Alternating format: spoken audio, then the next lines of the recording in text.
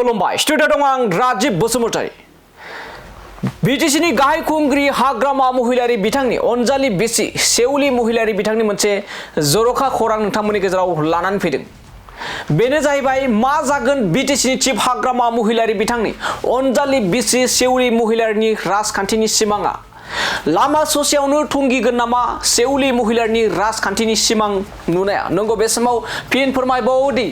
मा जागोन बिटिसिनि चिफ हाग्रामा महिलारिनि अनजालि बिसि सेउलि महिलारिनि राजखान्थिनि सिमाङा मा ससेयावनो एबा लामा ससेयावनो थुंगिगोन नामा सेउलि महिलारिनि राजखान्थिनि सिमां नुनाया जेराव बे समाव बिटिसिनि गाहाय खुंगिरि हाग्रामा महिलारि बिथाङा रोखा रोखा खौरांनि गेजेरजों फोरमायबाय थादों दि आंनि बिसिया गुबुनफोर बायदि नङा बिथाङा बिसायख'थि गेलेया नोंथांमोनासो एबा नोंथां खौराङाव नोंथांमोनासो बानायगासिनो दं होननानै जोंनि सायाव माखासे माने जाबसिनबाय थादों हाग्रामा महिलारि बिथाङा नाथाय गुबुन फारसेथिं नायोब्ला हाग्रामा महिलारि बिथांनि अनजालि बिसि सेउलि महिलारि बिथाङा क'क्राझार विधानसभा बियाब क'क्राझार एलएसियाव गोबां ओनसोलाव दाब ओनसोलाव बिसायख'थि गेलेनानै एमएलए जानानै क'क्राझार विधानसभा बियाबनि ओनसोलाव गोबां जौगानायनि खामानि बाथ्राखौ बिथाङा माखासे बिसायख'थि फोसावदिं मेलाव बाथ्रा बुंनायखौ जों रोखा नोंथांमोननो जों खौराङाव दिन्थिबोगासिनो नाथाय बे समाव हाग्रामा महिलारि आरो लोगोसे अनजालि बिसि सेउलि महिलारिनि गेजेराव गोरोबलायनाय नुवाखै।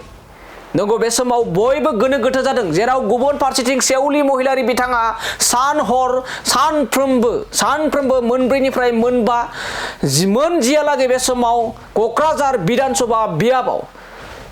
बिसायख'थि फोसावदिं मेल लागासिनो नाथाय बे बाथ्राखौ गनायना लायाखै बिटिसिनि गाहाय खुंगिरि हाग्रामा महिलारि बिथाङा गावनि अनजालि बिसि सेउलि महिलारि बिथांनि बेबायदि बाथ्रा बुंनायखौ गनायना लायाखै आरो सेउलि महिलारि बिथाङा गावनि बिसिया बिसायख'थि गेलेया होननानै बे समाव बाथ्रा बुंनायखौ बे समाव नुनो मोननाय जादों। আপনার যি বিপিএফ দলত আসলে এতিয়া পৰিয়াল কেন্দ্ৰিক ৰাজনীতি চলিব বুলি আসলে ৰাইজৰ মাজত আসলে হেৰি কৰিছে আসলে এই কথাটো আমাৰ বিপিএফ দলৰ এনেকুৱা পৰিয়াল কেন্দ্ৰিক ৰাজনীতি নহয় এইবিলাক কোনে কৈছে নিজে পৰিয়াল কেন্দ্ৰিক ৰাজনীতি কৰা মানুহে ক'ব পাৰে মই এনেকুৱা কৰা নাই।